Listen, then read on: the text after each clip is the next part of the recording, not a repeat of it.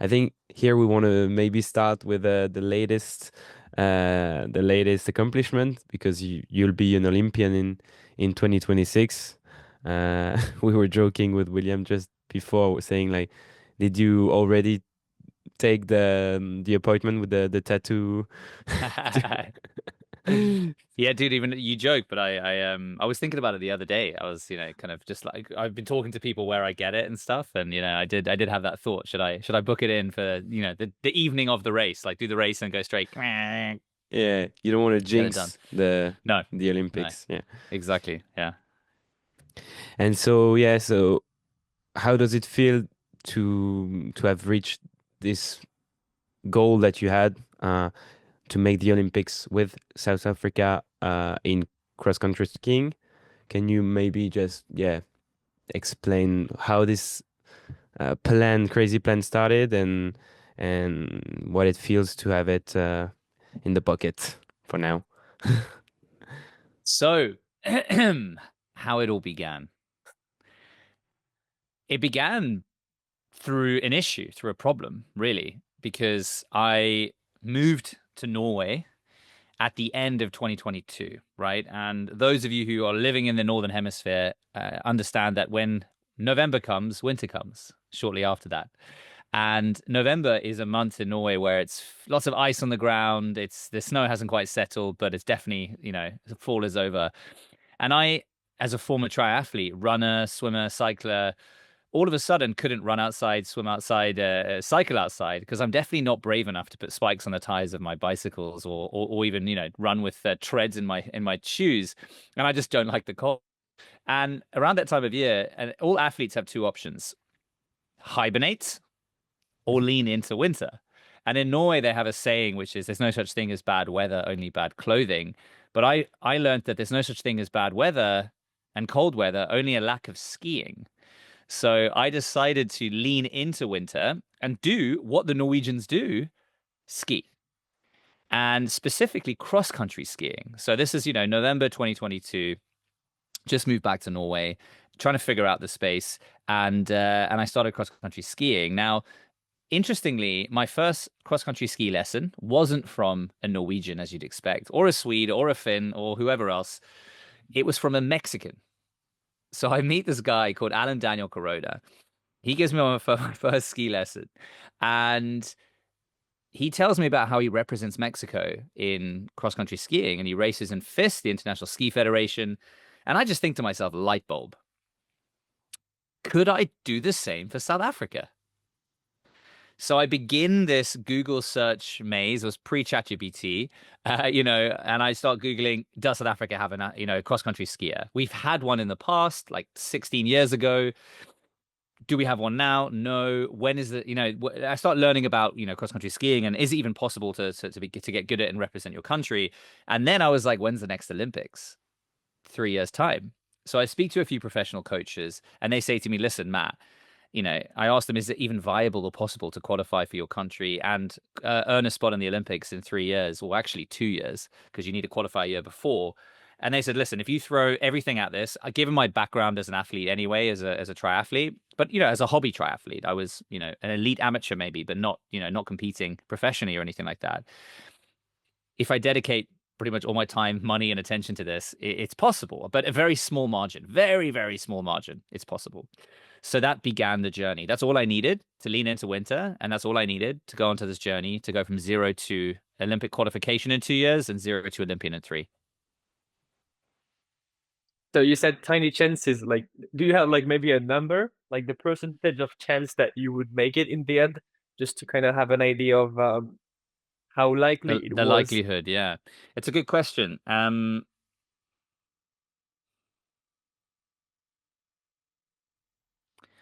Well, let's do the math, right? Like, how many people go to the Olympics every year? Winter Olympics every 4 years, 3,000. There's 3,000 Winter Olympians. There were 98 spaces for cross-country skiers. Now it's 144.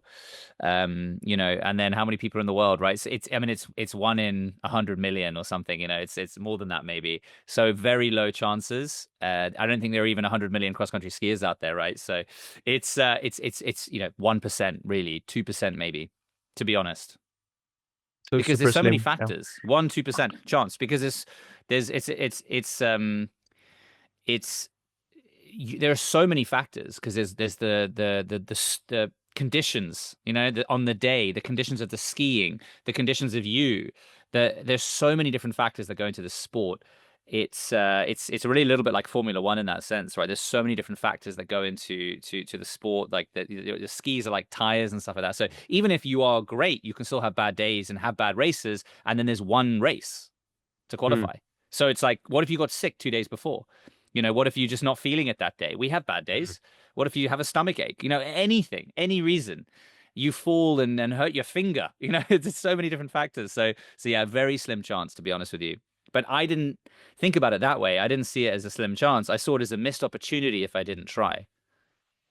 Yeah, because in the end you had the perfect, I mean, time span maybe.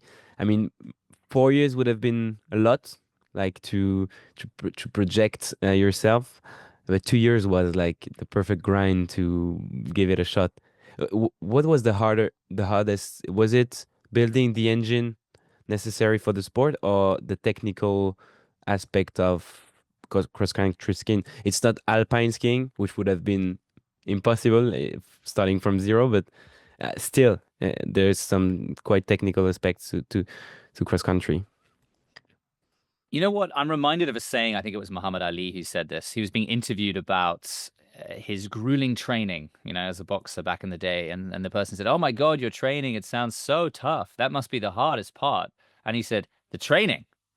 No, no, no, no. That's the easy part. I do that for breakfast. The hardest part is saying no to everything else. Saying no to, events, to people, to friends, to family, to whatever it is, right? That's the hardest part, Robin. Honestly, it's saying no to everything else. That's the challenge. That's, I think, what separates the good from the great, is being able to say consistently no to things that you want to do, things that you feel you might need for your social battery, for your self-esteem, for everything, for your happiness. But you have to make the right choice every single time. And I think it was Martin Sundby who said that, who is a cross-country skier. He said the difference between good and great is being able to make the right decision every time. And sometimes that right decision seems small. It's like it's summer, it's off season, but you're always consistently in bed before 10 anyway, and to train for the next day. But you're out with friends, and you're like, what, I'll just go to bed midnight tonight. Like, even that decision could have an effect later downstream, right? And those are the differences between good and great. So honestly, the training was easy. That's the easy part. The hardest part is saying no to everything else. So what did you say no to? Because I guess your life didn't end, your professional life, we could say, didn't end at the moment that you choose to represent South Africa and to try your shot at the Olympics. So you still had a career, you still had a job, you still have to provide for your needs and this kind of thing. So how did you kind of balance this crazy project that you had and just the fact of living and having a job and these kind of things? Well, good and bad, and I learned both ways, and I'll tell you how. So, just to put some context on it, right? The last 2 years, 2.5 now, have really sort of been in waves for me. There was the initial excitement for doing the thing for the first 6 months, and it was the season. So I'm training and I'm learning and I'm falling and I'm growing and I'm regressing and I'm growing and I'm plateauing, etc. Right? So that initial excitement from the novelty of what you're doing and telling loads of people for the first time, it kicks in. And then it's the summer season, which is the off season, and you have to motivate yourself through that in a different way, etc. Right? So the only way I've made it, and then the next 6 months, I got into a really bad downward spiral mentally and emotionally and all this kind of stuff, right? So there's been so many lives I've lived in the last 2.5 years with all of this, right? But I'll tell you how I've managed it. And you mentioned the word balance there, and I think we shouldn't look at balance on an hourly, daily, or weekly perspective. We should zoom out and look at balance from like a monthly and a quarterly perspective, because as an athlete, you tend to work in blocks. Right? Because people always ask me, what's your average training week? And I was like, I don't really have an average training week, because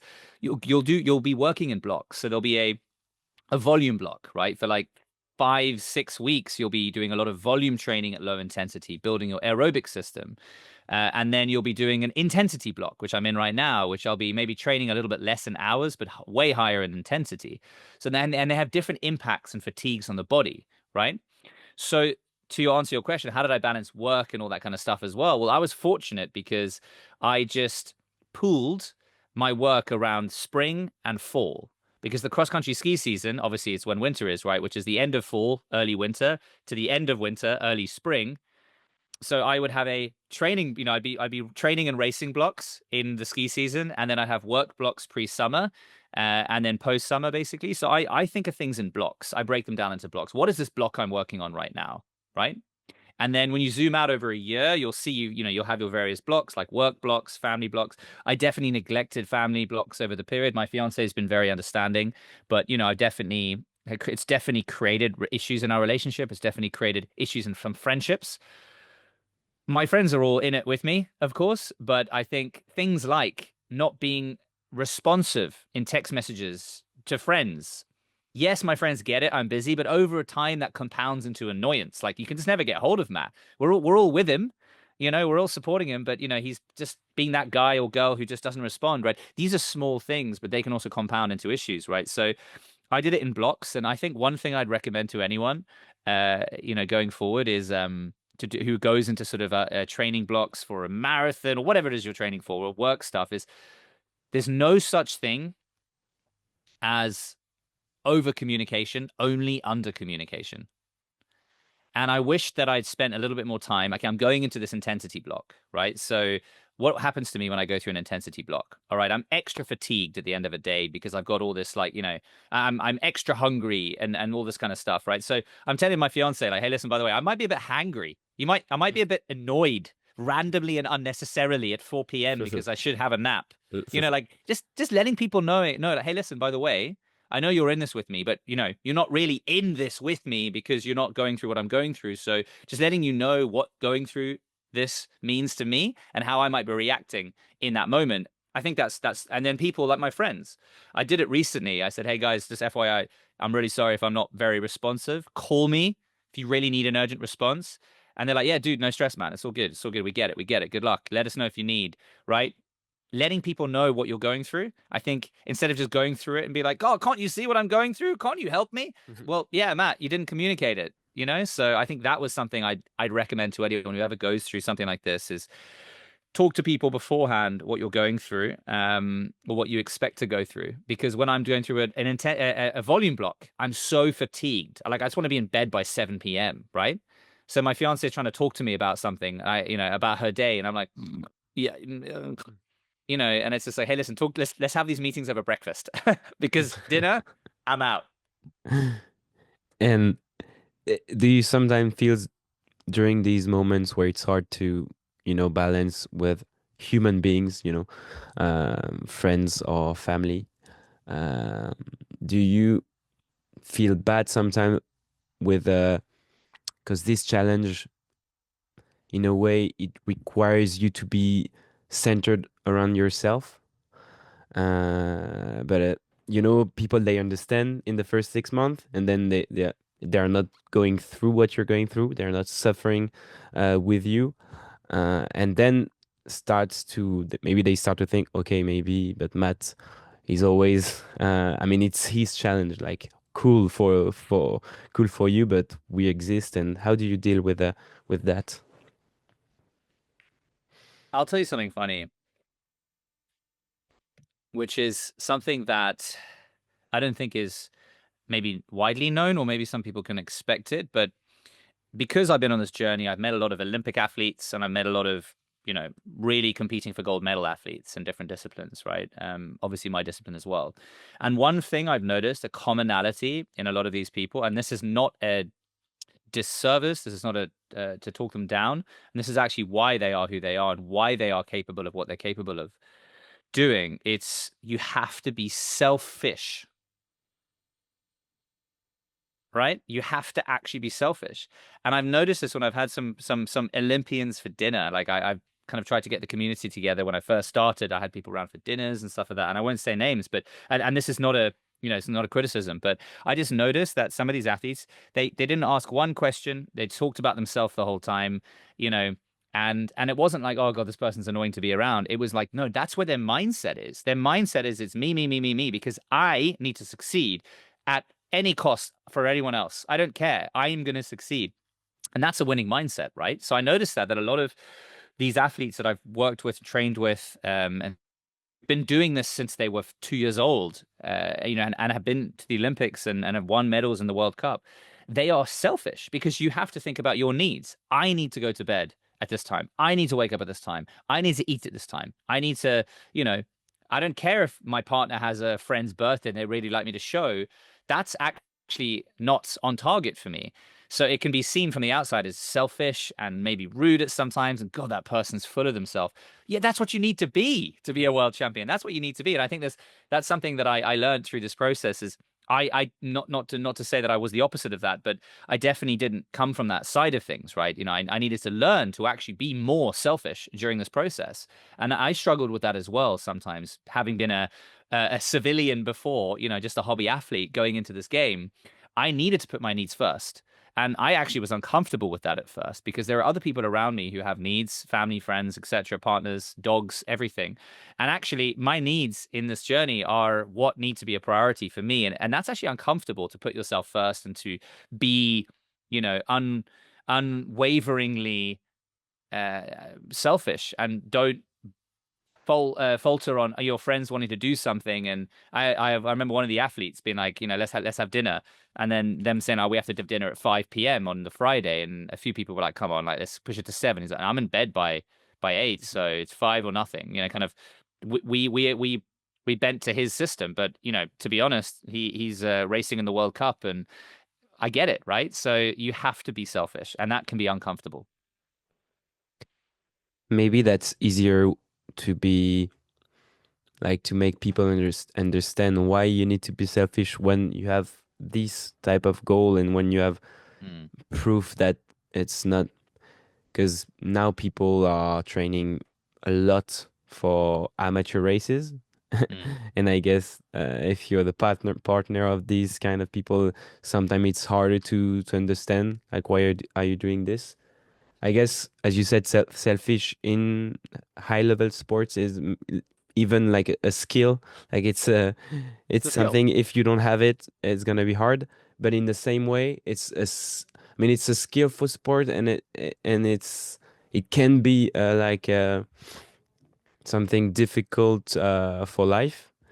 Uh, ex- and yeah, do you feel like, because in the end, people want to be world champion. There's gonna be only one. They're all gonna be selfish. Um, do you feel that's making them happy and making them fulfilled and making them open to life? Yeah, it's a good question because I'm reminded of something that I saw at the last World Cup weekend in Oslo, uh, where you can see there's a different sort of attitude with some athletes, right? So there's all these nations, top athletes in the World Cup, right? You name the nation, there was someone there. And I noticed one thing that was different from the rest, which is the Norwegians, right? Would come in. So, you have your race time and we start every 30 seconds from each other typically. So it's interval start, right? So people usually come down from their wax cabins or their buses or whatever because it's cold, it's minus something degrees, right? So you don't just stand around. You've done a warm up and then you go and chill for like 10 minutes and then you come out to race. Maybe 10 minutes before, sometimes 15 minutes before your start time. Just so you're there, you're ready, and you're just running around, do some stretches, having a chat to some people. Some people are maybe have a routine where they chat to some people. They're shaking off the nerves of the laughter. But in general, it's a good vibe, and you're saying hi to some friends and hey, good luck and all this kind of stuff, right? Not the Norwegians, who are the best in the world. They're non-existent. They're not there. And then all of a sudden, 5 minutes, 4 minutes, 3 minutes before their start time, they pop up, headphones on, don't talk to anyone. Not every Norwegian, but most Norwegians, and especially the ones who are in the top like 3 right now. They come in, headphones on. I didn't see them look above anyone's shoulders. No eye contact to anyone. They walk in, their headphones on, in the zone, and then like they kind of just they take their jackets off and then maybe do a stretch and kind of banging the legs and doing a little warm up routine or whatever. And then they're straight out. They do their race. They're finishing top 5, if not top 3, and then you know what happens when they finish? Like everyone else finishes, and I made a funny social media thing where I would film the athletes before the race and after the race. Like, hey, I'm Matt C. Smith. This is me before the 10-kilometer skate race. And then as they'd finish, they'd be like, hey, I'm Matt Smith. Like spit all over their face, you know, sweat all over. This is me after the 10K race, right? The Norwegians, they finish and they just, there was a guy waiting for them and they were just gone. So like they arrived like magic and they were gone like magic. No interaction with anyone, right? Now, I question this because this is an interesting point to answer your question about like, are people happy? Like, yeah, I'm curious, right? All the other guys that I'm chatting to who are like, you know, having conversation with each other before, and then after we're all like, oh, dude, did you see that corner? I almost fell. You know, everyone's having a fun conversation, right? The difference between these guys who are like smiling, laughing, and have a great time, I'm not saying the Norwegians aren't though, and the Norwegian guys at least who come in there last minute, leave as soon as they're done, don't talk to anyone, no like, you know, small talk, laughter.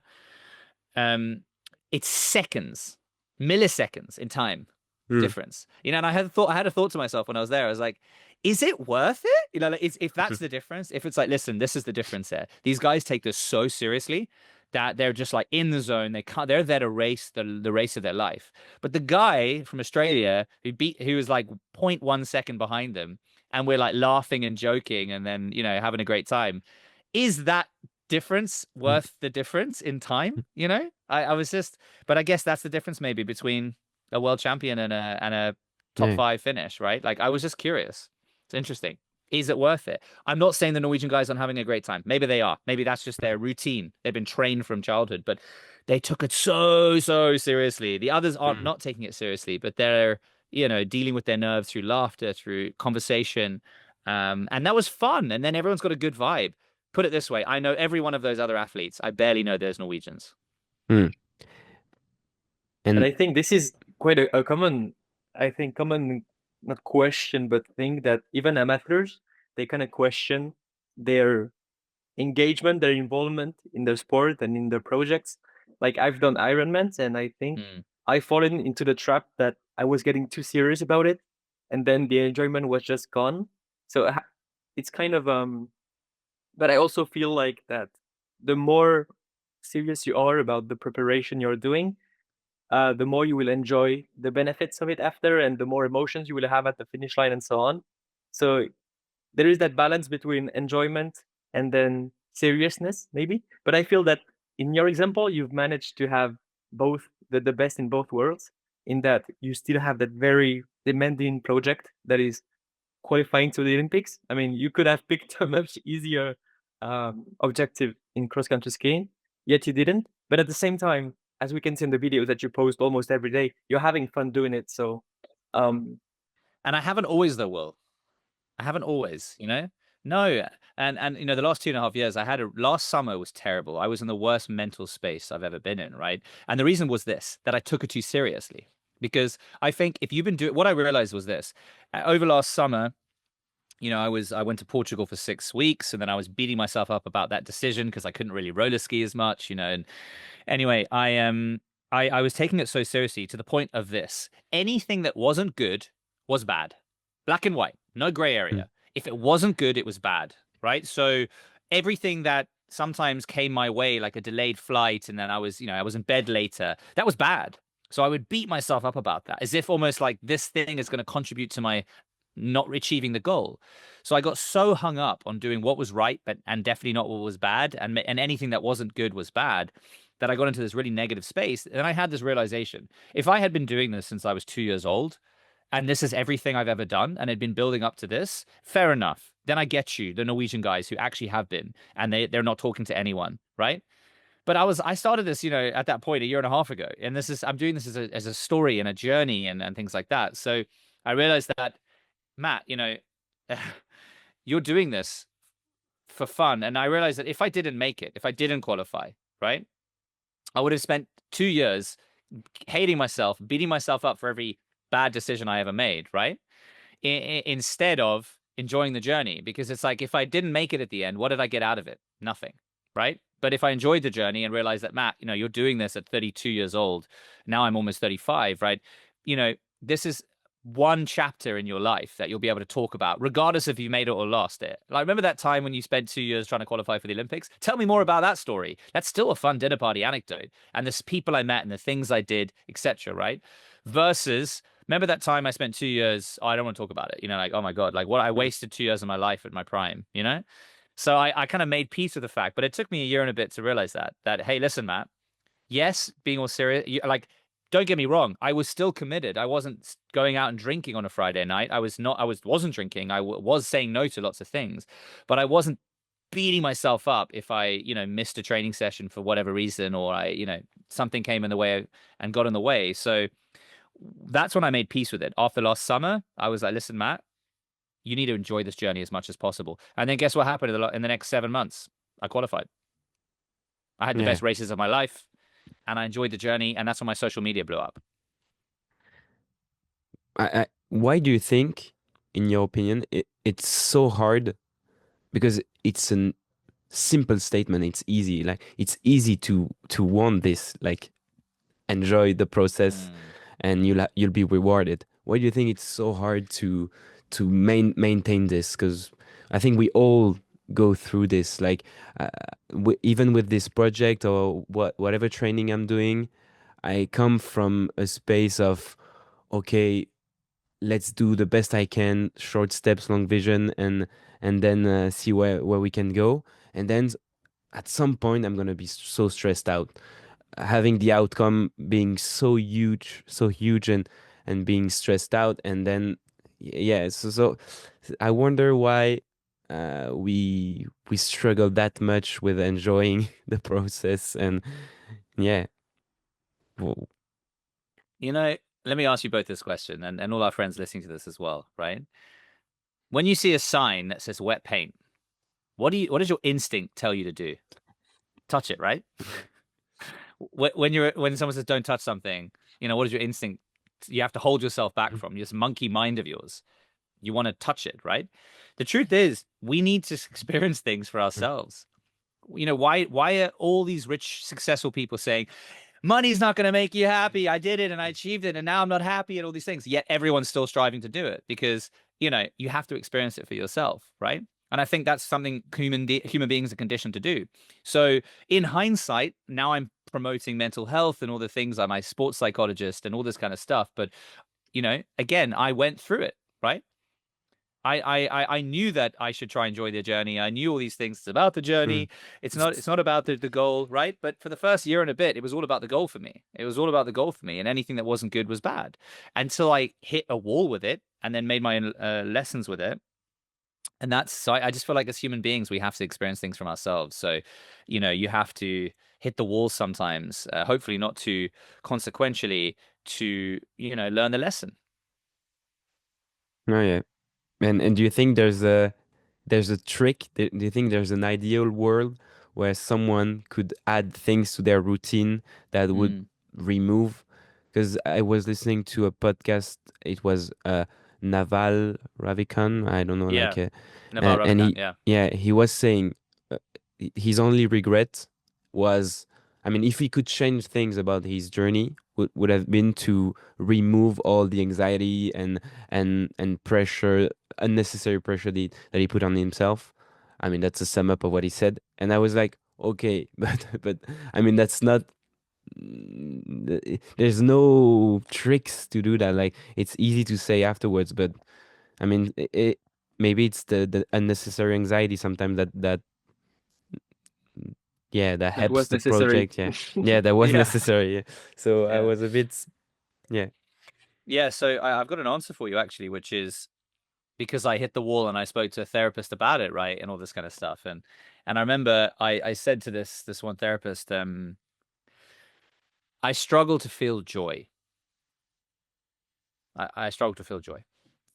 I'm just sort of neutral. Like, I'm on this journey. I've got so many months and years ahead of me. I'm in it for so many months and years already, and I'm doing what I need to do, and I'm not finding joy in the mundane and all these types of things, right? And then she goes, what's your average week? That question, what's your average training week? And I'm like, well, there's no such thing as one, but she's like, show me your calendar. And I'm like, yeah, look, here's my calendar, right? My calendar's got work blocks in it, training blocks in it, lunch blocks in it, breakfast blocks in it. Where's joy? Where's joy programmed into your calendar, right? And I was like, Yeah. okay, right? You know, she's like, I'm saying I'm not feeling joy, and I'm not programming time for joy, things I like, things I want to do, see, hear, and do. And it was like, okay, cool. So the truth is, you know, it's like there's that saying, it might have been from Naval's podcast too, which is, you know, show me, I can show anyone their priorities by showing me their calendar, right? Like, what are you prioritizing? So I started to realize that in hindsight, I wish I'd programmed more joy into my calendar. And then I asked myself, what gives me joy? Well, I enjoy cooking for friends. You know, I enjoy going out and seeing some buddies, or doing this or doing that, right? So I needed to start to schedule that into my training program, right? Where it was like, I need to do this. And then when I started working with a sports psychologist, that sports psychologist was I started seeing a sports psychologist because the symptom of the issue was my mindset. I was doing all the training programs, I was doing all the technique training, I was hitting all my milestones there.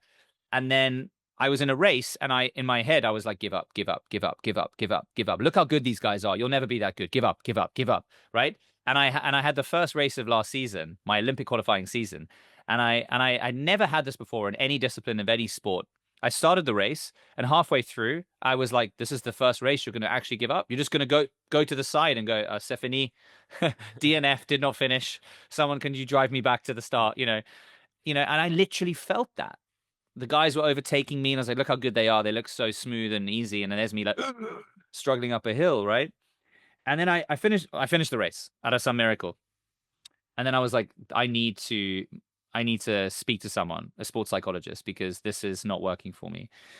So what I did was I simply, I started speaking to him, and we were like, listen, I'm doing all my training programs, but when am I scheduling time for my mind?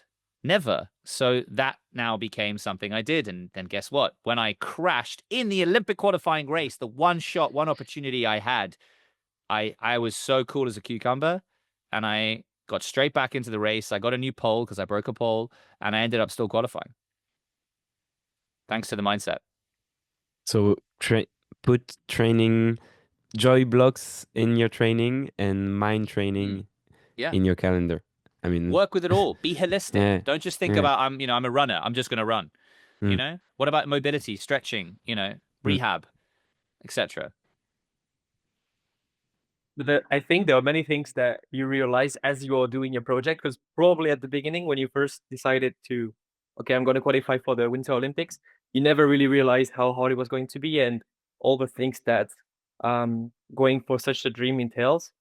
So my question is, was there a point where you just realized the sheer amount of things that you would have to say no to, the things that you would have to move away, to put away for a few months, years, and then you just thought to yourself, well, actually, I don't want to do this anymore. And it's very different to giving up on something. It's just realizing that this is different than what you signed up for at the beginning, right? So was there a moment like that? There are several moments like that. I'll give you 2 examples. So I remember when I was going through a bad period. It was the beginning of last year, actually. And I just, I had crashed out in some races. I was feeling afraid in fast corners. And I was losing so much time just out of fear, right? And I remember saying this to my training partner, the Mexican, my first lesson from him. He became my training partner, right? I remember saying to him, "Listen, dude, you go for 2026. I'll go for 2030." I was like taking the pressure off myself, like, yeah, like I was basically giving up effectively. I told him this, and that's why I'm so grateful in that moment. I had a support community around me, because he then turned around to me and said, "Listen, dude, like, no, you're not. You're going to continue to go for 2026 because you don't know what your life will be in at that point." It's very easy to put goals off. Yeah, I'll start tomorrow. I'll start next week. I'll start next month. I'll start next year. You have no idea what's going to happen tomorrow, next week, next month, next year. You don't know. You think right now, yeah, I'll be rested by then. I'll have more money by then, or whatever it might be, right? You have no idea what tomorrow, next week, month, year will hold. So now is always the best time. So he was like, listen, dude, like, I get, take a break, go and take 12 hours, 24 hours, go and do something you enjoy, come back, but you're training with me tomorrow at 4. So I had this accountability partner, which is really supportive in that moment. And then another side of it was like, I looked at my life, and, you know, we can get into how I funded this if you like. And I just did a podcast the other day where I spoke about this, where I've made money with 20% of my time because I've been training 80% of the time, right? You know, now I've managed to, you know, maintain my lifestyle and pay for all of this. I've spent over $100,000 on this over 2 years. You know, I managed to maintain that with 20% of my working time, right? So there are definitely many moments where I've gone, imagine what I could do with the full 100%. Imagine how much money I could make. Imagine all the things I could do. Imagine my career progression. So there was moments where I saw and I felt the pressure because I'm an ambitious guy as well, and I've always strived to do things. I've been an entrepreneur and built a business and sold it, raised money and everything. So there were moments when I was like, I'm at my prime right now, and I've got to go out, get really tired by doing intervals up a hill, come back, maybe be a bit grumpy to my girlfriend or my fiance, you know, not walk my dog, which I should, you know, and then be hangry because I haven't got any energy to cook myself dinner, and then beg my fiance to make it for us, right? Matt, this is not the guy you are. You're a go-getter. You know, you should be out there, you know, doing big shows and, you know, doing good things. So I definitely had moments where I was like, the opportunity, the weight of the opportunity cost I'd taken. This thing is only costing me money, not making me money. I'm spending most of my time on it, and it's actually contributing negatively to other areas of my life, right? And I was there thinking to myself, Matt, like, what are you doing? Like, so there were moments where I almost felt like, am I using this as a distraction in my life? Like, have I just distracted myself with this? Because I'm going through like I call it a third life crisis. I'm 1/3 of the way through my life. Like, this is a third life crisis, not a half life crisis, a midlife, a first third life crisis. And I've just thrown myself into sports, and because I had a 1% chance, that's all I needed. So, dude, there were so many moments where I questioned what I was doing, and then you know, and then it's good that you have friends around you, because I had a conversation with a friend, and he was like, having dinner with him actually, and he sensed this, and he was like, dude, you know, he's like, you know, you can stop at any time, right? He's like, you know, you have the power to stop, right? You can stop this if you want. But before you do that, really ask yourself, you know, how far have you come in this, and how far have you got to go? And can you live with the sunk cost? Like, can you go, you know what, I'm 17 months in, and you know, I've spent X amount of money on this, and I've given up X amount of time. Am I willing to accept that that was just time wasted and money lost at this point? You know, and here's a question that I always ask myself. How will future Matt think about current Matt in this decision right now? So how right now I'm in the emotions, it's all, I mean, you know, I'm in the trenches, I'm feeling all down on myself, and oh, woe is me, or whatever it might be. So right now I'm probably not thinking the clearest.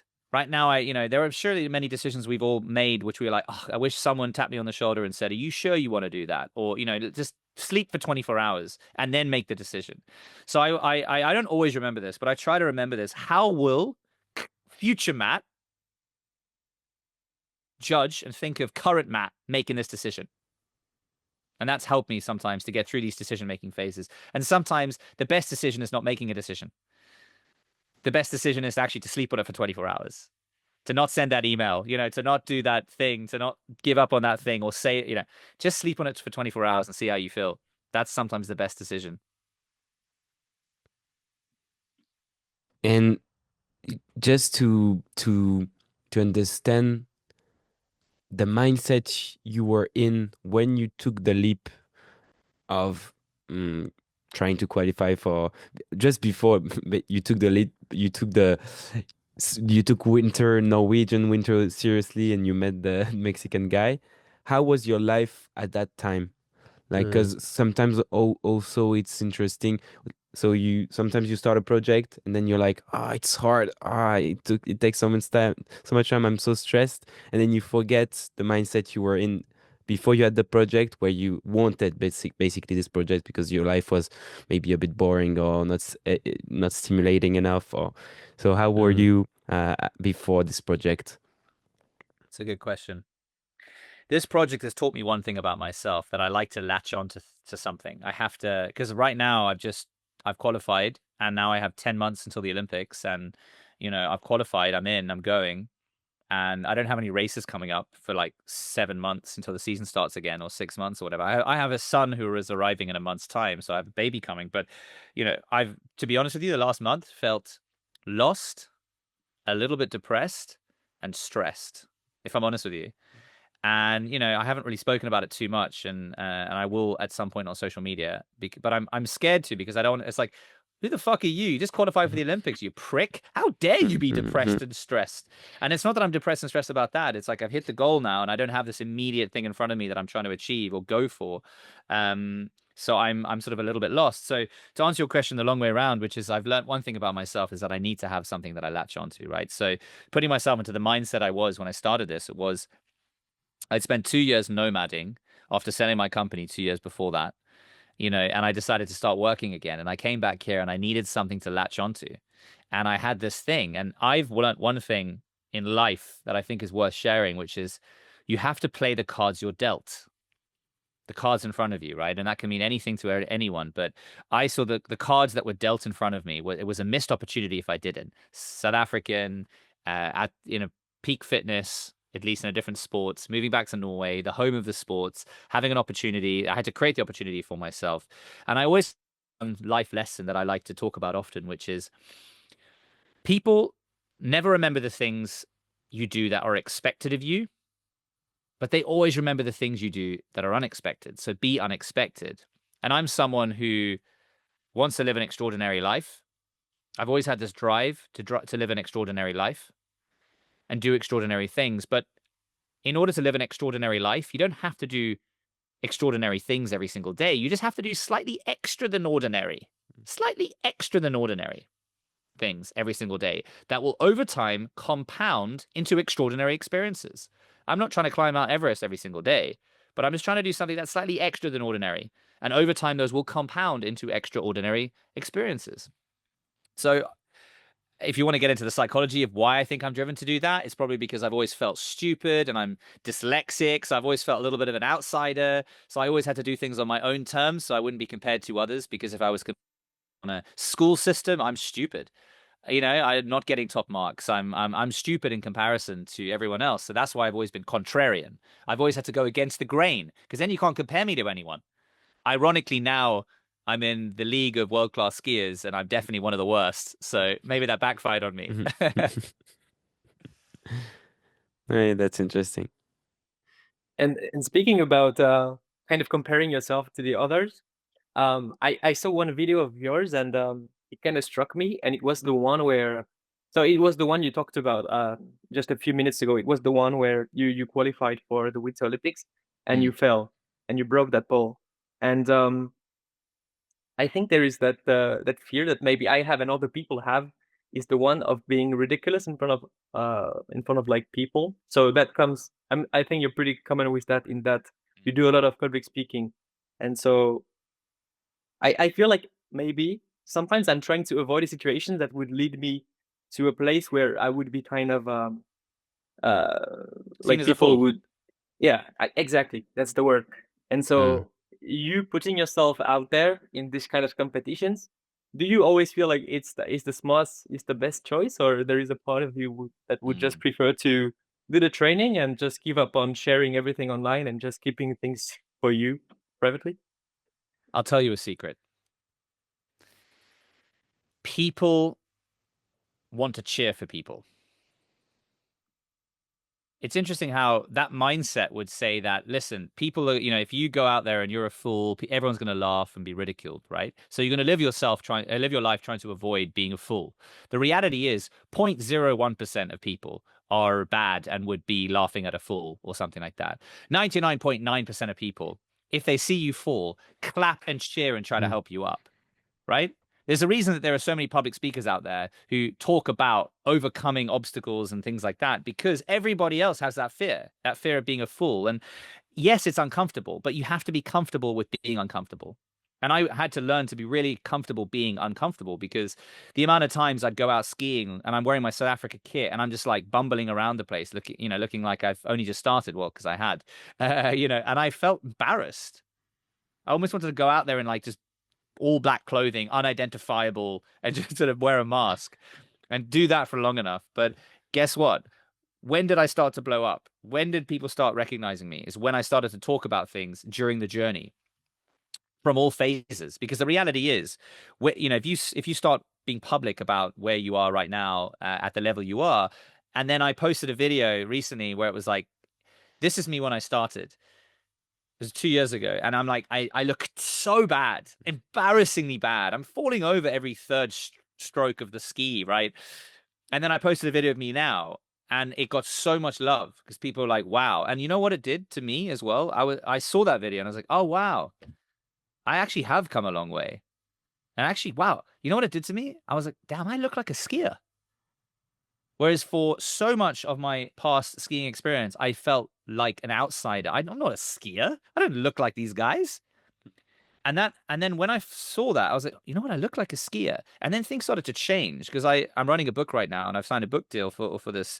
And one of the chapters is about like ownership of what you're doing, where it's like, if you have that mindset of I'm looking like a fool, I'm not a skier, I'm not a skier, I'm not a skier, you'll probably never be a skier. But it was when I actually saw some comparison of how where I was and where I am today, I saw this moment where I was like, I am a skier. And then when I started to feel and look like a skier, that I looked like one, I started to really have growth in my training and races because I was like, I belong to be, I belong here. I am a skier. I'm one of them.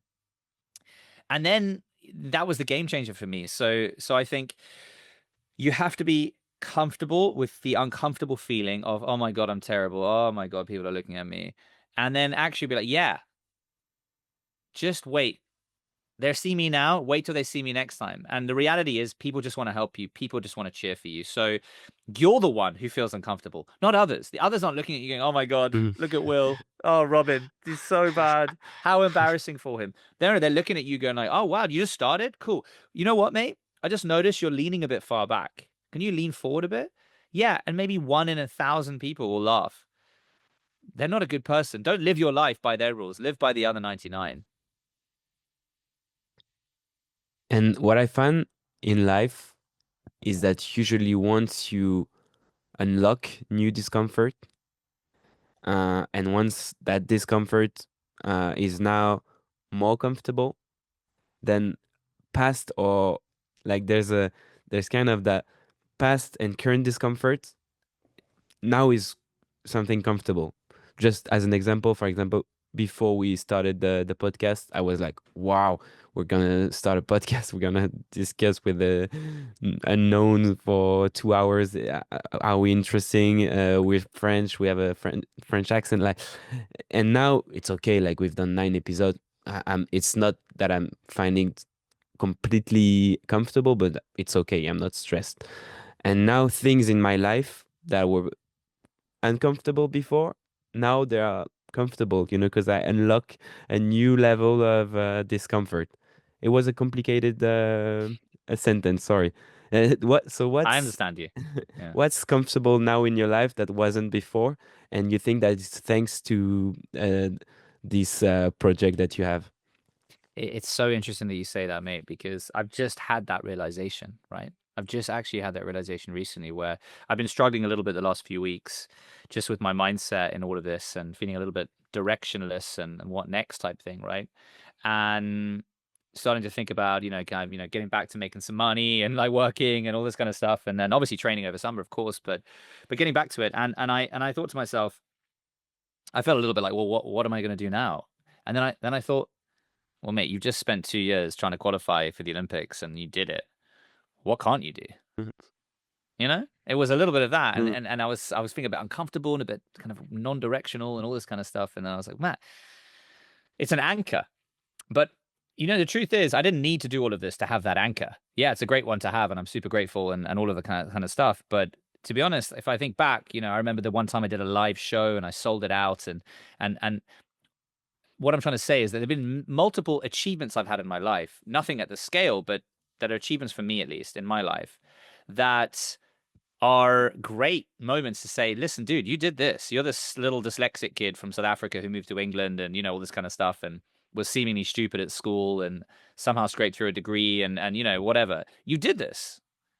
What else can you do? And there's nothing that you can't do, right? So I've recently had that realization that, I think we often need to reflect more often, pivot instead of at New Year's, at our birthday, or whatever it is. But we need to like schedule periods for reflection in our life. where we can think back of some other achievements and just pat ourselves on the back of it. It's not about being, oh, look how great I am, but it's more about, hey, listen, like, let me remind myself of who I am and what I can do. Maybe that's the confidence I need in this moment to pursue this thing or do that thing. Because one thing I would put down to my success in this was just an unwavering belief that I'm going to do it. There were and the thing is, this unwavering belief that I'm going to do it wasn't constant and consistent, but it was, if I believed it 51% of the year, I still believed it for the majority of the year, versus 49%. And it was more than that, but it wasn't 99% of the time I believed I was going to do it. But there were moments when I questioned it. Like I said, the opportunity cost, oh, I'll do it. I'll push it off. Natural things that came in. But I believed that I would do this. I went through periods of manifesting it and then periods of forgetting about that and then periods of believing it. I always spoke in definites that when I qualify, when we go, when this happens, right?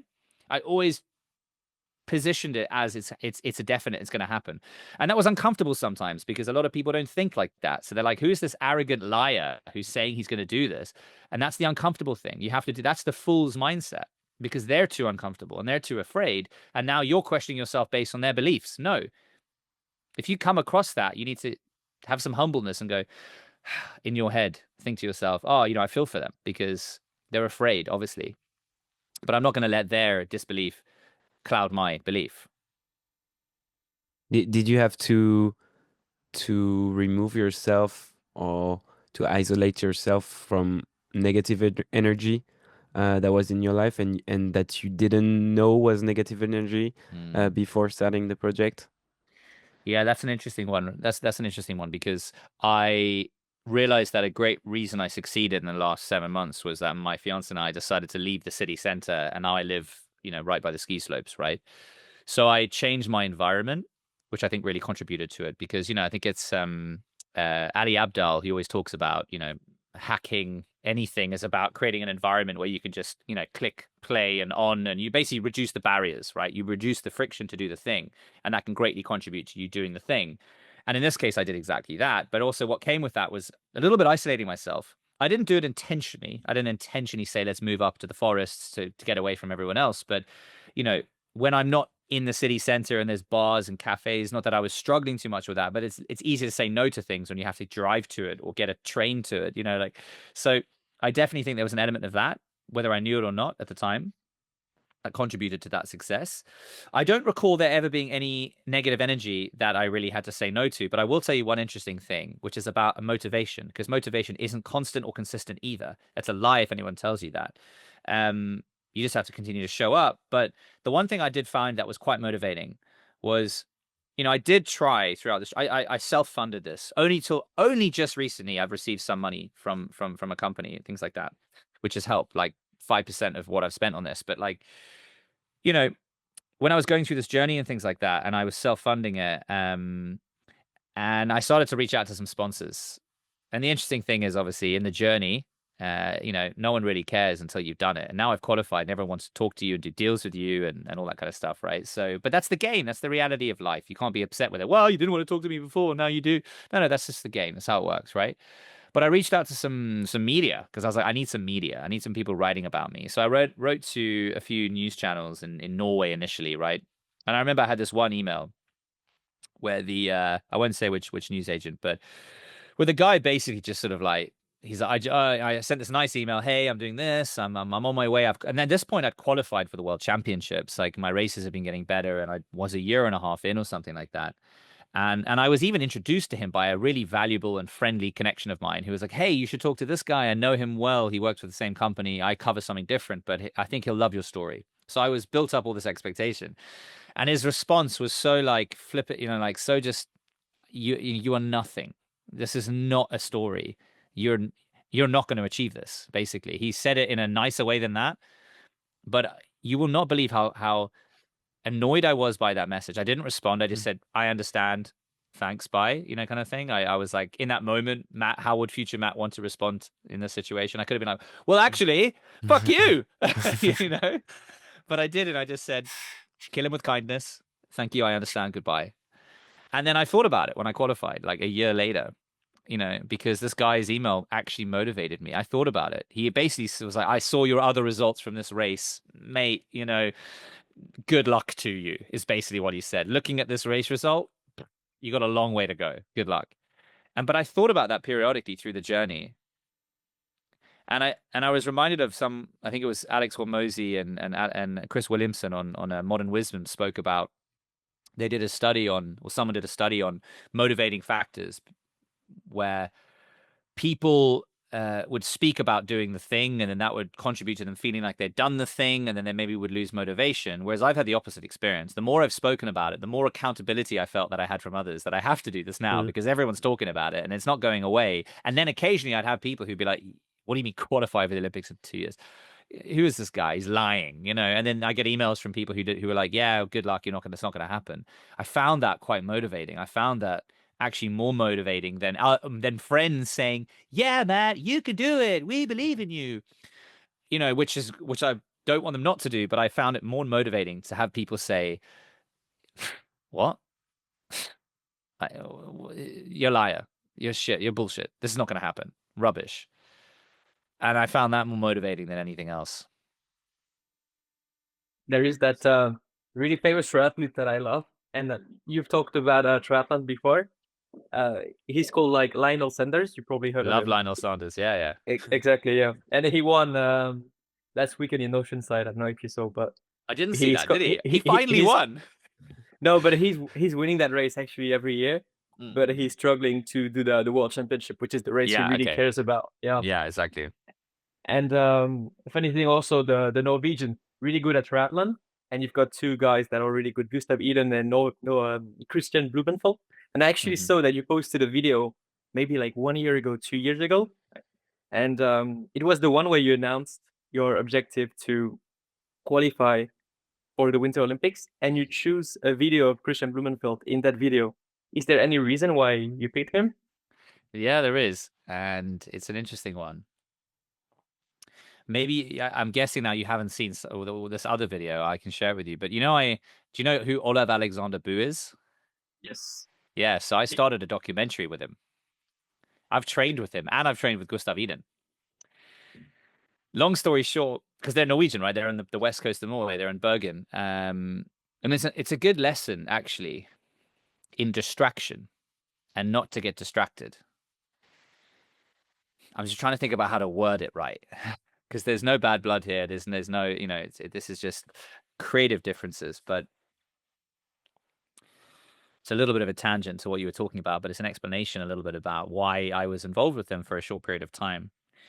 So along the journey, distractions. And mostly that's when you're challenged and you're tested to say no.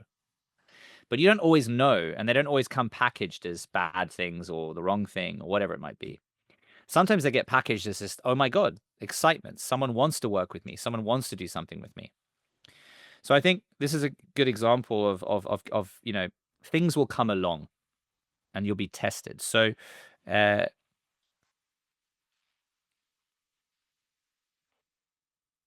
to think about the best way to word this. So listen, I was reached out to by a company that they're involved in, and they wanted to basically create something with us. My journey was super interesting. They were creating a technology. They wanted to use my journey to amplify the technology and the technology to amplify my journey. There was complete, best interests on both sides and things like that. But in hindsight, it was a major distraction. Because sometimes opportunities come along and you don't know, obviously, where that opportunity is going to go. I got completely blindsided. Famous people, Christian fucking Blummenfelt, Gustav Iden, Olav Alexander Bu. These are heroes of that world, right? And they're great guys. I work with them briefly, and they're really good guys, and I wish them the best. And we all have a good relationship and all that kind of stuff. But we started this project together where we started making a documentary. And it was called the AI Athlete. And I was going to be the first athlete using AI, an AI they used and all this kind of stuff, right? But as we filmed 2 episodes and got into it, and I met Christian and I met Gustav, by the way, all really, that's one thing about Norwegian athletes. They're super humble. They're super easy to talk to. There's no arrogance. And in general, athletes are actually they're just athletes. There are some that maybe have a bit of, charisma, some not. But most athletes just want to train. That's it. don't get in my way. I just want to train, right? They're actually humble, nice people. And then Olive as well. He's a bloody genius. This guy's the guru. I called him the Oracle. We started a project which, had money involved. It had a really good goal involved, but it just turned out to be a major distraction of my time, and it actually almost derailed my entire journey. It was March last year, so over a year ago, and we filmed this documentary, and then we pulled the plug on it halfway through. And maybe this is not worth putting in the podcast because it's a bit blabbery, but just an interesting one for you, Will, if you're into the triathlon world. And I went to his lab in Bergen and I tested on the roller ski machine, and it was a super cool experience. But it turned out to be the biggest distraction because it ended up, they wanted to go in a different direction. Then I wanted to go into a different direction, and it started to pull me away from my goal. And then at the end of it, when we gave it all up, I actually was like, my ego was hurt because I'd been on the train with these great guys and then off the train with these great guys. It took me about a month to recover mentally from it. I felt really bruised. And that was the example of sort of getting distracted along the journey. Some things are disguised. So that's where I understand being completely selfish. It's like, yes, this sounds all exciting and interesting, but does it serve me? Does it really serve my goal? And, that's why we pulled the plug in the end, because I realized that after it started to have friction with that, and for them as well. And we didn't deliver for them and they didn't deliver for me. And, but it was all friendly and it was all good. But we realized that we had different creative visions and different goals in this. And I wished I learned that in hindsight, that I got blinded by the lights. Oh my God, famous, successful people, me being associated with them is only going to be a success. But actually, I think you need to sometimes see the value in yourself and the value in your journey and hold to that. So no, I wish them the best, and they've continued to be successful with this project in other ways, and there's no bad blood. But it was just an example of getting blinded by the lights and kind of like, oh my God. Ah! Anyway, sorry, that's probably a blabbering thing that won't make it in the podcast, but it's all good. Now you know. For me, it's great. It's it's an unexpected connection, I would say, but yeah, But Really it's great guys. interesting. I Really great guess guys. Yeah. it must be really hard because like we haven't fallen into that trap yet with Robin, but I guess it's bound to happen the moment where you meet your idols and you happen to have a chance to work with them, and then you will sell yourself into the idea that this project will be good for you. So yeah, whenever that happens, you have to kind of I think about that discussion and I try to avoid Yeah, it. that's why I think I found very interesting what you said, because that's not something that we talk often. When No. you're starting a project, obviously you have goals, and then you have opportunities that come up. Sometimes, as you said, with a lot of light, with a lot of sexy things in the package, and it's really difficult to know what are the good questions to ask yourself, and when to put the limits, where to put the limits. And I think the key is what you said at some point, is really value yourself and what you're doing, because even though it's not at the point of the guy coming up with the opportunity, doesn't mean that it doesn't have the potential. It doesn't mean that you don't have the same like positive traits. I mean, and we've had glimpse of those things, and I think we dealt with it not the best way yet. Sometimes we had a bit of this thing whenever we had a call This is with a live a therapy session for us right now, so yeah. Let's do it, bear with boys. us. No, but that's true, because really it's interesting to even, I think, even for people, whenever whatever their project, I think it can be useful. And we had this something that helped me a lot is sometimes I was listening to a podcast, or I don't know, and the guy said, um, never think that a meeting or a call will change your life. And I think we were a bit stuck in that mentality at some point. Like there was opportunities, and then we were so excited about the call, thinking that people will come up with like the the luggage with all the money and say, okay, you're gonna do that, and so we were a bit too distracted in the end, because we lost so much time in weird negotiation with people that had lights, a lot of Yeah. lights, because they were working with athletes and very known athletes and people we looked up to. And I think we had a bit of a change in our mentality, and we thought, okay, we have value as well. What do we want to do? And yes, it's hard to say no to some things, but I think it's like a necessary step in the journey to, in the end, have the project and do it in the way you want to do it and the way you'll be proud of doing it. And so, yeah, we are a bit bubbling, as you say, and it's not crystal clear, but I think it helps us also to hear that even with your background, I mean, you've accomplished a lot of things, and we will maybe get into your past life a bit, but even at 33, you can have those moments where you're a bit stuck and you're blinded, and then you have to maybe, yeah, go in the other direction. And for your ego, it's difficult because you're the one that you're the little guy. Hello, guys. You're big I'm so stars, and grateful to be here. Please say yes, sir. Whatever you want, yeah. sir. Right, dude. I actually, it is a live therapy session, Will, Rob, because Mm. I feel that too. Honestly, I've never really spoken about it, and that's why I was cautious because I didn't want to. Because it's all good, and actually maybe fortunately for me and them, this thing was just lost time and maybe a little lost money for some people, but in general, we all had a good relationship, and we still do. I can't wait to see them again and say, hey, I did it, by the way. I haven't seen them since then. And Gustav and Christian were amazing, right? But I definitely, on reflection, I remember when the thing started happening. I sent a screenshot to my training partner Alan, who I tried to bring I brought along with me for the journey, and and I remember just being like, this is everything. This is going to change everything. This is, like you said, Rob. This is going to change everything. Lost track of everything else along the process because I was like all in on something that just popped up out of nowhere. And then, guess what? When that didn't work out 2-3 months later, I realized I'd lost time, I'd lost energy, money, and then all of a sudden I felt completely drained from the whole thing. I had to recover for like a month, and my ego was hit, and it's because I let my emotion control me. I didn't control my emotion in that moment. So I think, to your point, Robin, Will, like, we need to think about, okay, how can we have, that's why it's great having a co-founder like you guys have each other, right? Because you have this sort of person to bounce off each other. When one of you loses it, the other one should go, oh, hold on, whoa, whoa, whoa, whoa. Mm. I don't want to be the bearer of bad news here or be the buzzkill, but let's just go back to that thing we always ask ourselves at the beginning when we do these things, that, has it got our best interest at heart? Is it right for them? Is it right for us? You know what I always ask myself, which is, what does success look like to me from this? And I always ask them, what does success look like to them from this? Like, what is their ideal idea of success from this partnership, this deal? And also, I try to ask myself again in hindsight, what's the true cost of doing this? It's very hard to know, like most things we wouldn't do if we knew what the true cost was. But do we often ever think about what the true cost is? Like, well, what is the true cost of this thing?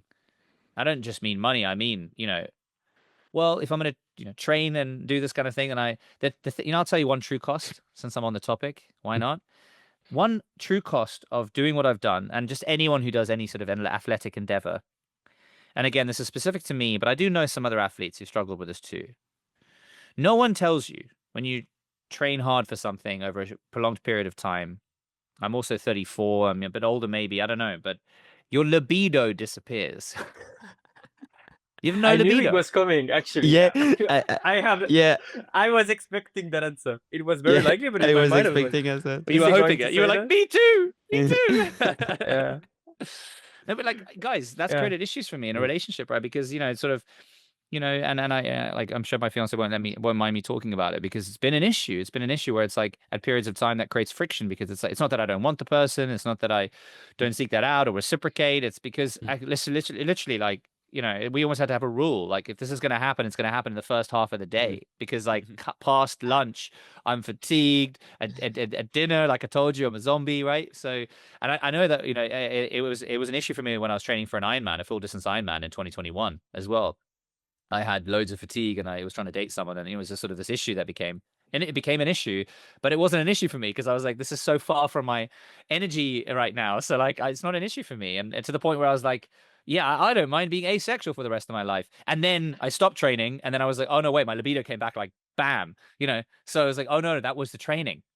And I actually thought of a joke. I want to make a video about this one day, but are you guys familiar with training peaks? Yeah.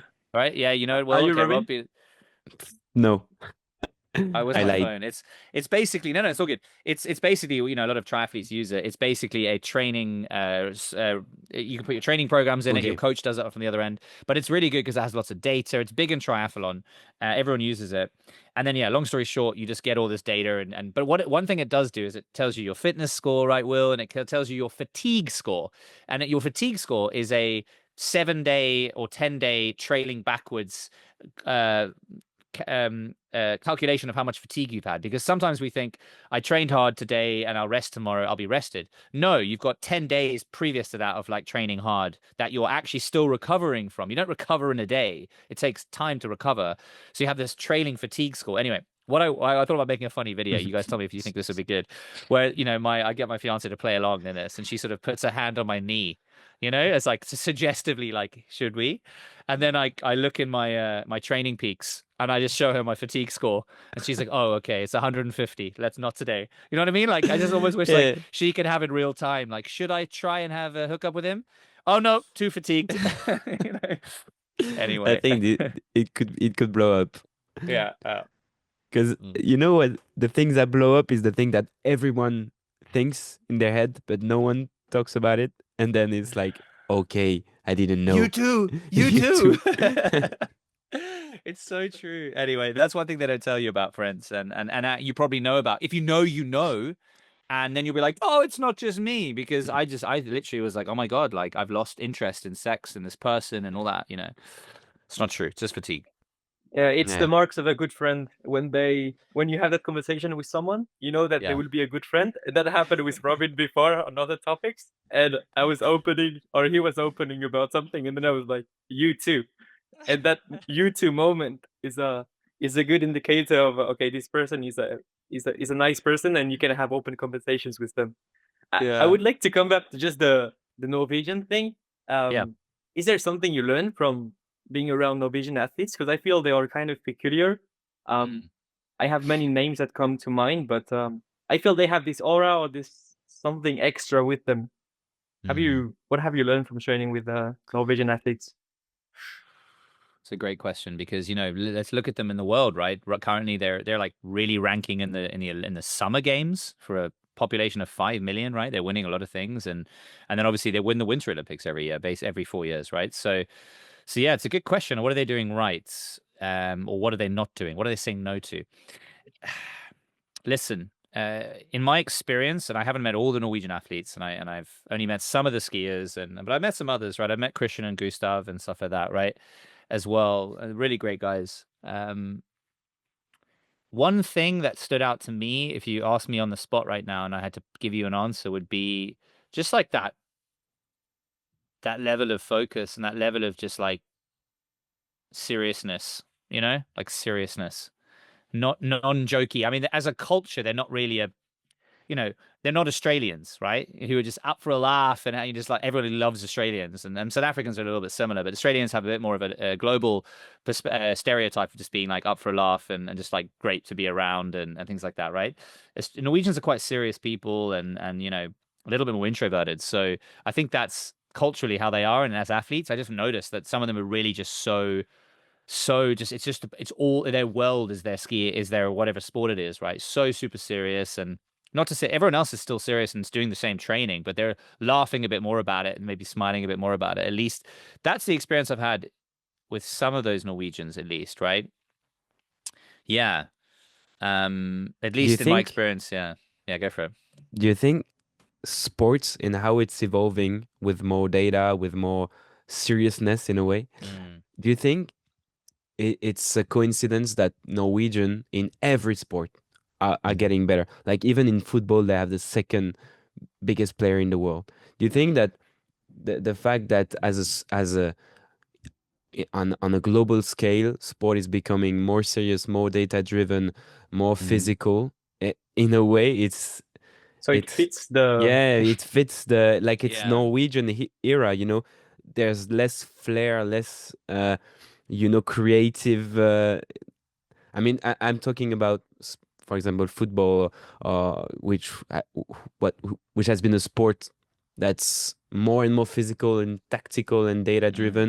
And mm, before it was more technical and was more the instinct that was you know that was the best trait to have. mm. So I wonder if now is the time for Norwegian to come because they are basically adapted to that. Yeah.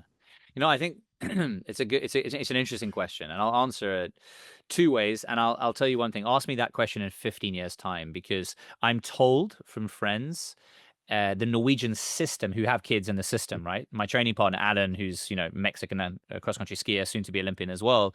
He has three sons, two are 7 and 8, or, they're older. And he's like, the system is really set up for success with sports. And apparently the systems, and the reason I'm getting into the system is, I think there's two ways. If you look at like Tiger Woods, right? You've seen the movies. His father drilled it into him. If you look at Serena and Venus Williams, right? Their father was like the linchpin, right? Their father's the reason that they're that great, because he forced them as a child to be that great. And it's gone both ways, where Woods, hates his dad, I think, a little bit, and the Williamses have a love-hate thing. You've seen that with the Inga Britsons, the three Norwegian runners as well, right? You're a product of your environment, right? And there's two ways you can do this, right? You can force the kids into it and make it their life, and that's happened in the past where fathers were maybe a bit too hard, but it has created champions, right? So it is a winning formula. Maybe it's not a very likable and replicable formula, but it's a winning formula. But then you also look at the Norwegians right now, and the formula that I'm told in hindsight that works is, in Norway you're encouraged to try every sport as much as you like. And apparently in Norway, like, the kids don't win. There's no winning teams. Like, they're like, Mhm. doesn't matter how many goals get scored, there's no winner. Every kid wins, right? So they create this like environment where I think, it's really encouraged to sort of just play and enjoy, and things like that, right?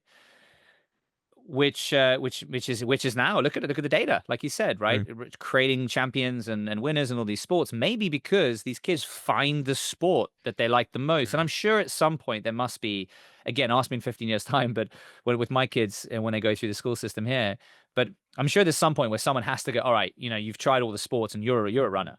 Like, you should really mm, try this. And maybe they're encouraged to, and then they enjoy it. Or they're like, you love running, but you're bad at it. Keep running. Just mm, just enjoy, you're not going to go anywhere with it, but just enjoy yourself. Or they're like, oh, great, you like running and you're good at it. All right, now you're going to go into the system, right? And then they create an environment around you. So, I think there's two ways here, right? You can, mm, yeah, you can force the kid to go through it and make sure and force them because you didn't have the opportunity. We've seen this mm, time and time again. But yeah, now you're seeing all these athletes pop up in all these areas in Norway because maybe the system supports them. It says, hey, try everything. There's no risk reward, just have fun. And then the kids that just randomly slot into the sport that they're good at get supported. And then there is a really good support system in Nora, I'm told, at least.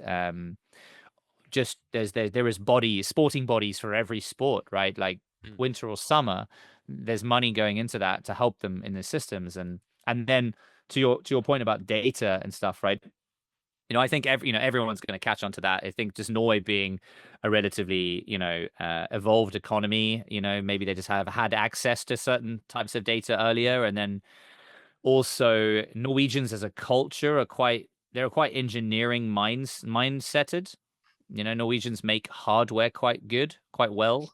So maybe there's just a cultural thing there. The Swiss and the Germans might be good at that too. Like they like data and numbers. Just mm, culturally, people like that. Engineering and oil and gas and shipping, they're hands-on people, so they like working with data. It's factual. They don't like working with emotions. Maybe I don't. mm. There's a cultural thing there. Maybe that's just the Yeah. luck of the draw where it's helped them utilize that, I guess. But the compound effect could be huge because the more uh like legends you create, then Yeah. the more kids will look up to these legends and want to do the Yeah. same.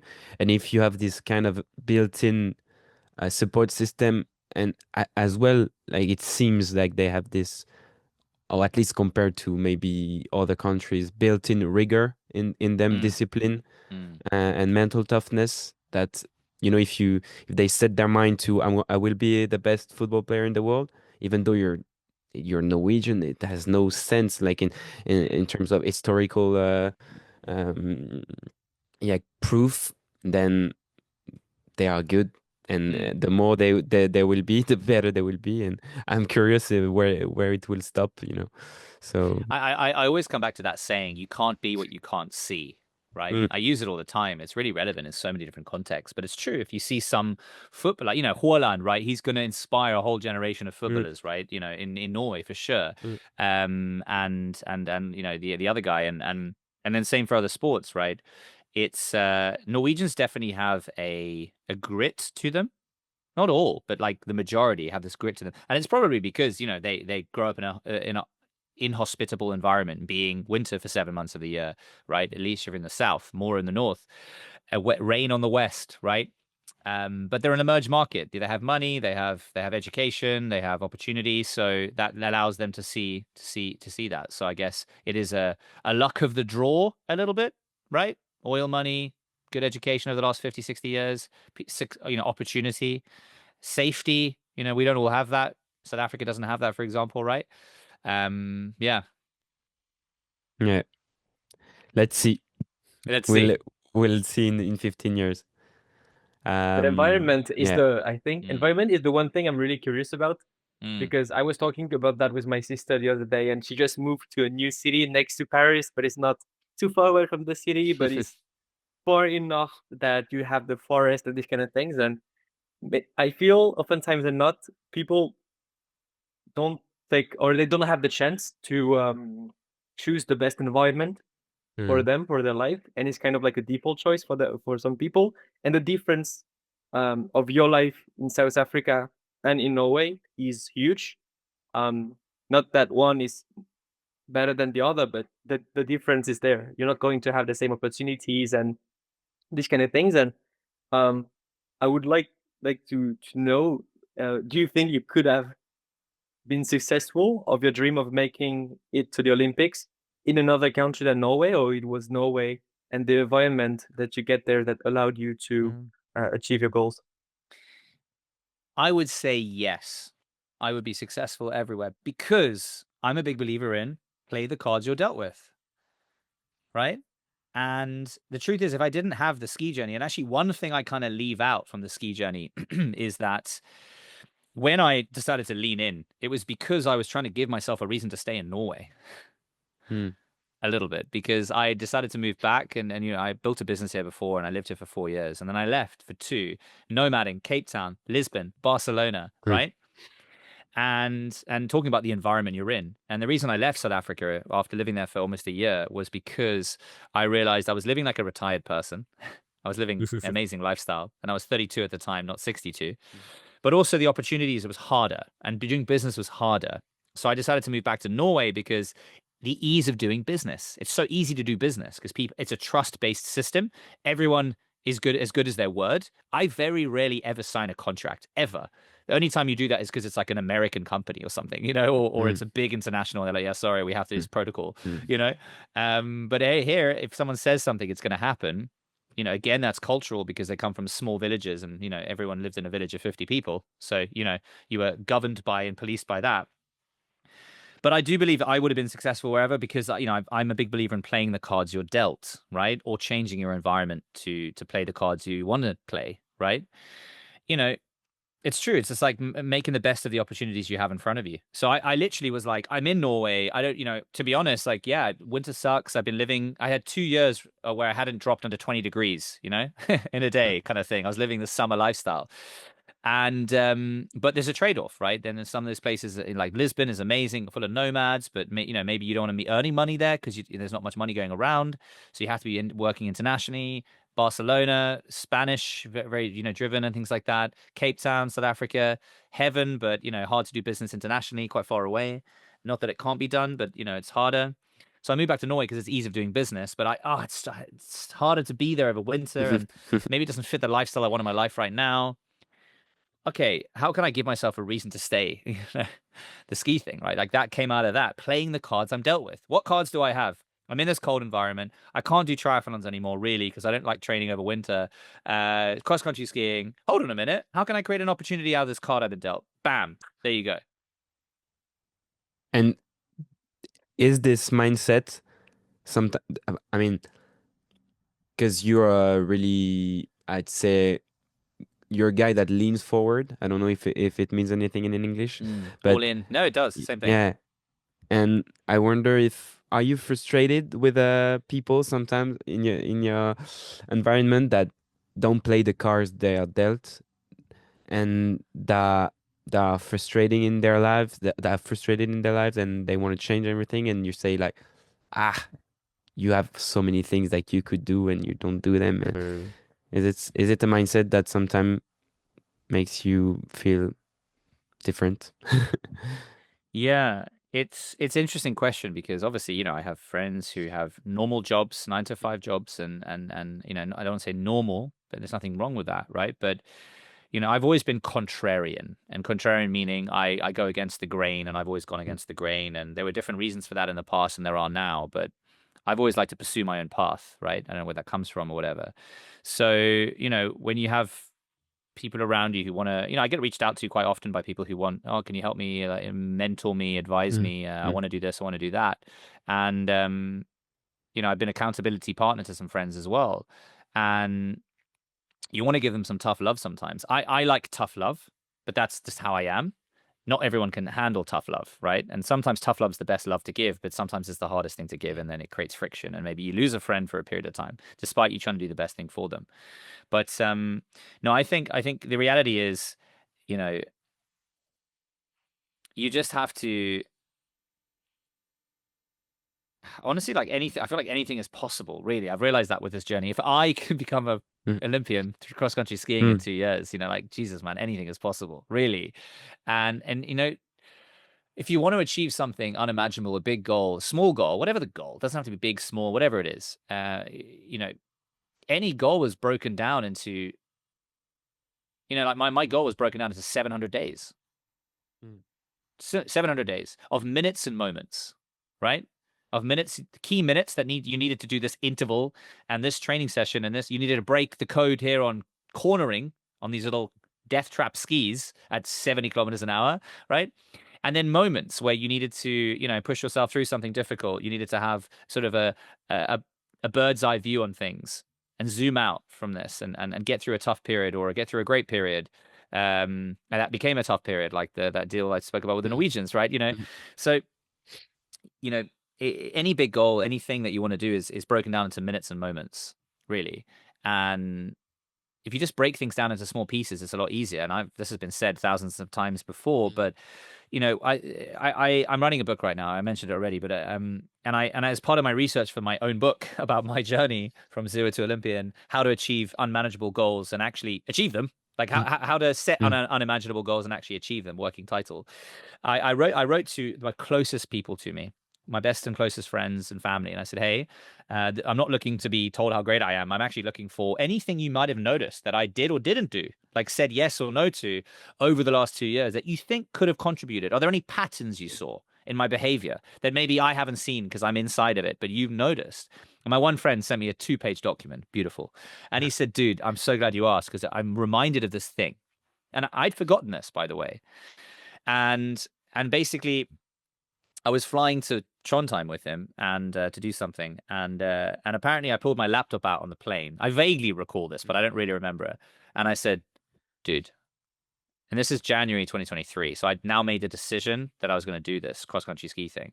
So I budgeted it, like I'd made a financial plan for 2 years, like month on month costs and all this kind of stuff, right? The reality is like none of that came true. It was either more in a month or less, it was like, but the point was I broke the next 2 years down into 700 days and months and what that would cost and what that would mean and all this kind of stuff, right? And I pulled this up to him on the plane and I said, listen, look at this financial forecast. It's going to cost me this much mm, money, 600,000 NOK a year. It's like 55,000 euros, it was actually pretty mm, accurate, to be fair. Well, mm. maybe. But and this is how I'm going to do it. This is what it's going to cost. This is what the food I budgeted. I budgeted all this stuff, right? The point was, even though none of that actually came true, but I'd gone to the point where I'd thought about it and put the 700 days into actionable days, and worked out the moments and this and that, and anything is possible if you just break it down into daily steps. And then anything is possible if you just realize that some days are going to be bad. Zoom out to the week. How good was the week? Okay, the week was bad too. Okay, zoom out to the month. Okay, there was one bad week out of 3 good weeks and a month. Okay, that's not that bad, right? Okay, that month was bad. Okay, that was one bad month. Okay, the second month was bad. Okay, 2 bad months out of 6 that were good were good. You know what I mean? Like everything is possible if you break it down. So I guess long way to answer your question was, yes, occasionally I get frustrated around people when they are maybe complaining about something or not changing something that needs to be changed. And my reaction is, listen, like, come on, how could you be so stupid? Like, this is so easy, just do this, right? But the reality is, like we coming full circle here, people need to experience things for themselves. And people are also often set in their ways. We're all conditioned to have a 9 to 5 mindset, right? A lot of people can't imagine getting out of that because it's all they've known and it's all they see. Again, you're a product of your environment, right? And if it's all you've known and all you've seen, that's all you maybe believe you can become, I guess. Yeah. I feel there are so many lessons that you've had with your personal professional life rather that Mm. you have been able to apply to sports. Just Mm, breaking down of things, splitting things into blocks and these kind of things. mm, And yeah, but I think this episode was really good in that you gave so many lessons that can be applied to whatever project you're doing, whether that's sports, whatever the level, or something else. And that's why we're doing this podcast, I think, with Robin, is that because we feel that in sports there is the opportunity to learn things that can be applied to wherever other aspects of life. And that's why we love to talk with people like you and other athletes in any sports. We always find this kind of precious lessons that can be applied to whoever's life. So we hope that this episode yeah. was helpful for them. Yeah. Have a rough plan and plan rough. Because the truth is, my plan's always like I make a week plan, and then already on the day one, on Monday, it's like being changed for some reason, right? And I used to get annoyed by that, like, oh, everything's not going to plan. But then I realized, okay, zoom out. Am I still hitting all the things I need to hit on average? Yes. Okay, cool. This plan hasn't gone to shit, right? Like there's something moved around and changed. So that's one thing I've learned. Have a rough plan and plan rough and ready, and just evolve with it.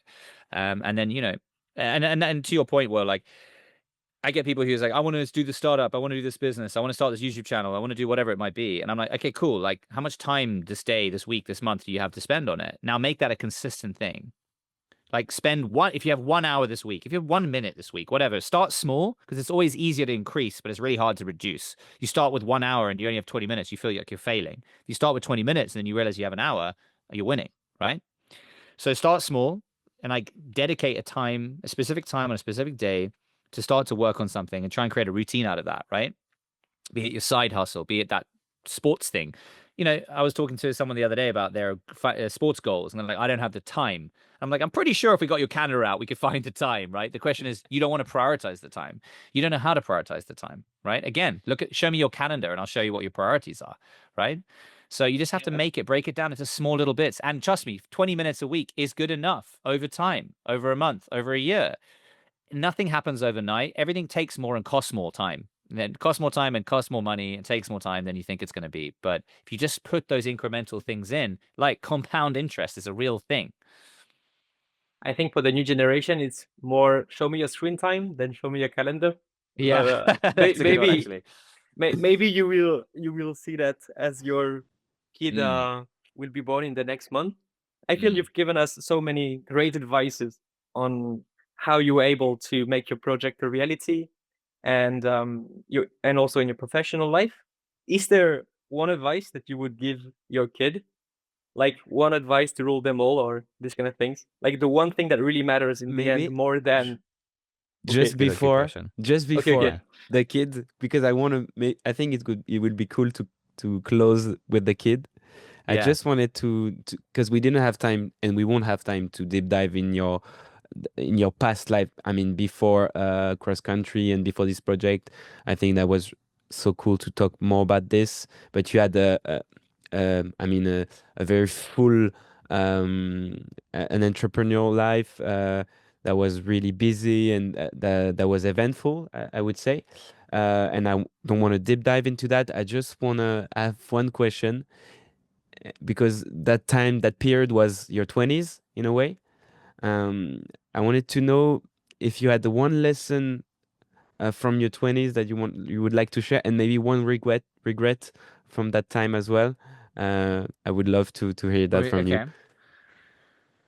Across everything, like business Yeah, and all that kind of stuff. Hmm. maybe the thing that stand out now that you're 34. Hmm. I ruined the Attitude mood, is man. everything. Okay. No. It's interesting. Like just thinking about that period. Attitude is everything. You know. I don't know. Like attitude is everything. I feel like attitude is everything. Um, When you say attitude is and like, something like I didn't learn. Yeah, you know, yeah, just like your attitude towards things is everything. You know, like I think having the right having your whatever attitude you want to have into the thing is like will expand or reduce what you get out of it, right? I think that's just something I learned when I'm in my 20s, like in the positive way. I always had a positive attitude, which opened up opportunities which I maybe wouldn't have got on paper, for example, hmm, right? Um, and then in terms of the negative side of things, I think, yeah, like I've definitely sacrificed my worth and opinion over others. That was a lesson I learned in my 20s that, you know, what I want,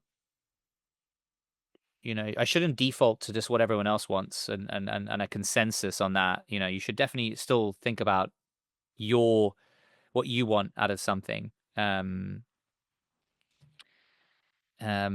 and I would, yeah, like when I was an entrepreneur as well, I feel like I delegated because I thought I have a team that I should delegate to, so I should delegate. But a lesson I learned was that, you know, if you have a vision, you're the one who needs to micromanage that vision, to be honest.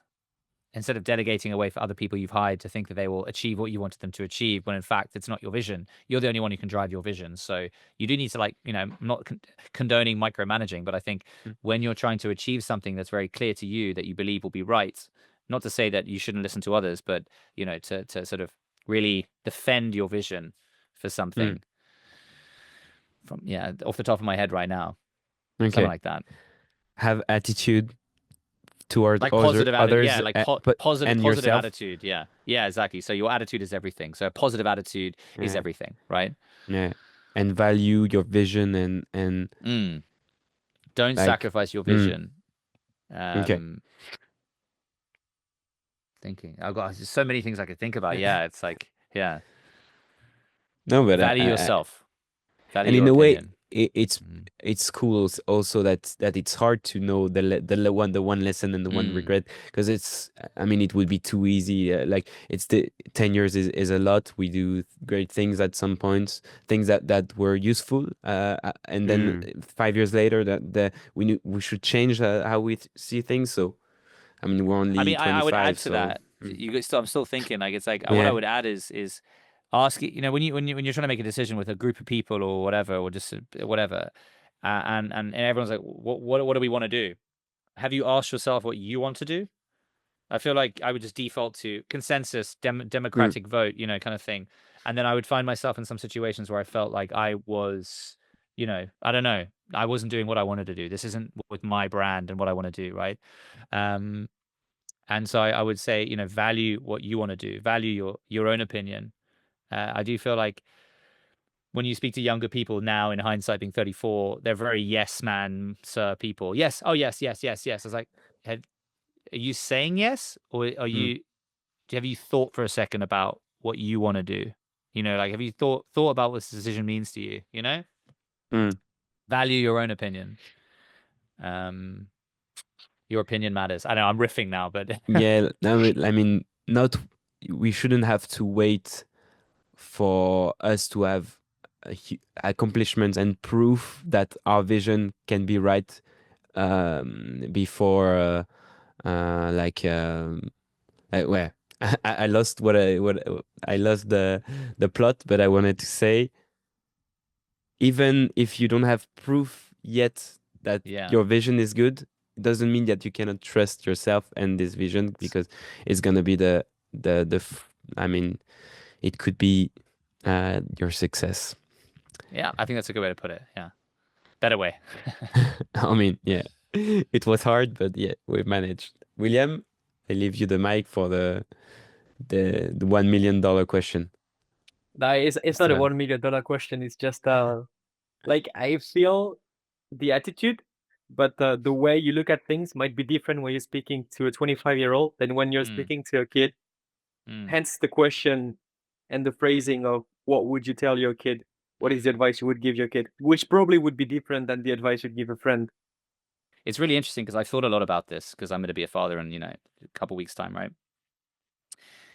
And I think I've been thinking a lot about how to raise children and all this kind of stuff. And I heard a beautiful quote the other day, which was not the quote I'm going to give you as my quote to my kid, but it's basically, if you're thinking about how to raise a kid, don't try and raise the kid. Just be the example of what you want them to be, because we copy. We're a product of our environment. So, and I want to be a father where my kids are like, remember what dad always used to say? Like I want to Mm. be the father that the kids always have these nice comments and sayings that they remember because I always said them and repeated them. And I have one of them. I have many actually, but there's one of them that always stands out. And I've said it already today. And that is, people never remember the things you do that are expected of you, but they always remember the things you do that are unexpected. So be unexpected.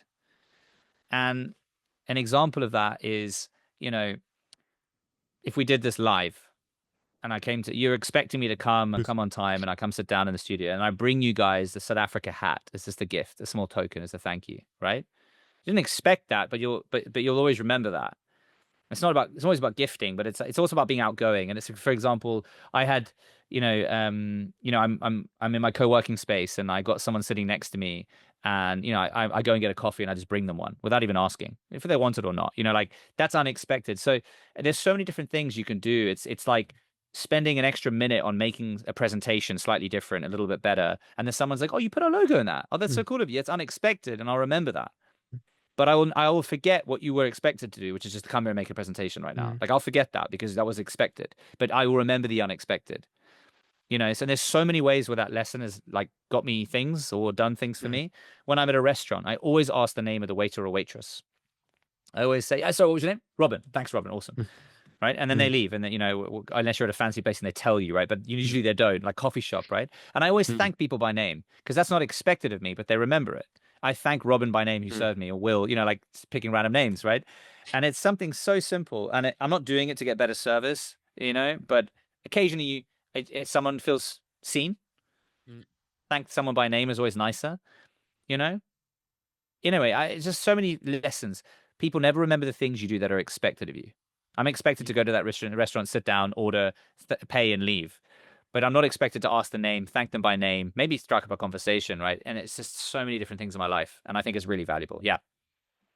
I think in a relationship as well, love, like little bits of love, usually Yeah. comes with unexpected things that you say or that you do, and the other person is like, oh, okay, yeah, as you said, I didn't expect that, and then it makes me feel like you've had this special thought about for Mm, me, and that's cool to that's cool. That's a cool way to phrase it.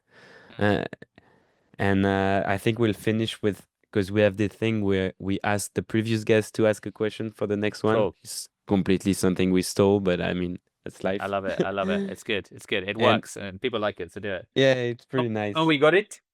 Yeah, we got it. And it's a Okay. great question to end the podcast as well, because so this was a WRC rally driver, so Awesome. completely out of the blue for you.